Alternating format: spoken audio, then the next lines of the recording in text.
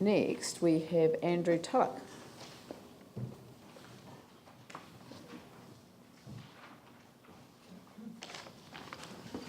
G'day. Thanks for the opportunity to give me to speak. Proves the internet is a dangerous place, because at wee hours in the morning, instead of looking at dangerous sites, I was looking at the Christchurch City Council site, made my submission and ticked that little box which said appear. So it goes to prove that those internet sites are dodgy sites to go to. I'm becoming a grumpy old man, I know that. I believe that the rate increases are becoming too high. I would not be here today if we had a rate increase between 1% and 3%.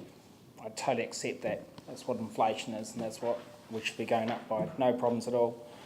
The last few years, there's been a regular large increase in our rates. I'm prepared to admit before the committee today that I'm an average Kiwi. I've got an average income. I've probably got more than 2.5 kids. I have 3 children in whole. And since the quakes, my expenses have doubled. And any increase in value which the council says my property now has been sucked up with increase in mortgage and other expenses. The Christchurch City Council, I know that my previous person made submission and said she loves you all. The Christchurch City Council in a way is actually starting to affect my family. It's starting to affect our ability to meet our basic needs of food and clothing, and that's just something which I'm afraid I had to bring to you today. My income is not increasing to meet the cost of living in Christchurch. The increase in travel costs, the insurance, the school costs, like another colleague back here, we no longer have a school pool, so we have to travel elsewhere and pay additional funding to go and get swimming.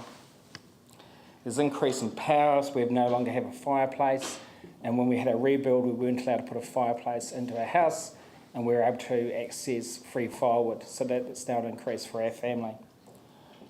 What I ask is the council to concentrate on core business only.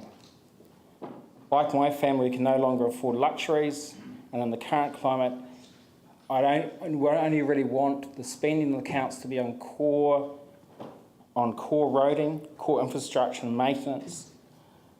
I don't require any summertimes activities, buskers, festivals, flower shows, top-ups. I really love rugby. Used to love going to Lancaster Park, Jade Stadium. But we can't afford to go to test matches. So having a 45,000 seat stadium for a one-off test once a year, don't need it. We've been along to take a kid to footy to the current stadium. For $22, I get to take myself and one of my children. It's a good time. Don't need anything else. So what I just ask is that you concentrate on the core expenses at the moment. When my kids come to town, they see wonderment, they see potential. I just see destruction. They see opportunity. I just hope that we both can all live and stay in Christchurch and enjoy it.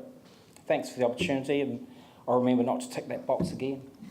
Well, no, I hope that you do tick the box and keep ticking the box, because if we don't hear that voice from, 9:45, it wasn't that late. For me, then, it's late.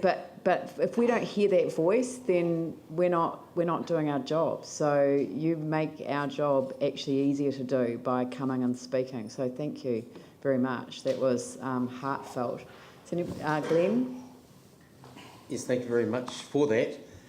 Obviously, if we're looking at this big financial gap, you've been reflecting a potential strain that could be put on one base, which is the ratepayer base.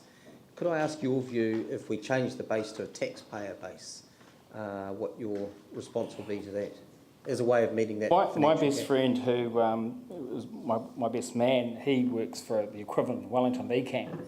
And we had a discussion at 2 o'clock after a few beverages and obviously solved the world problems.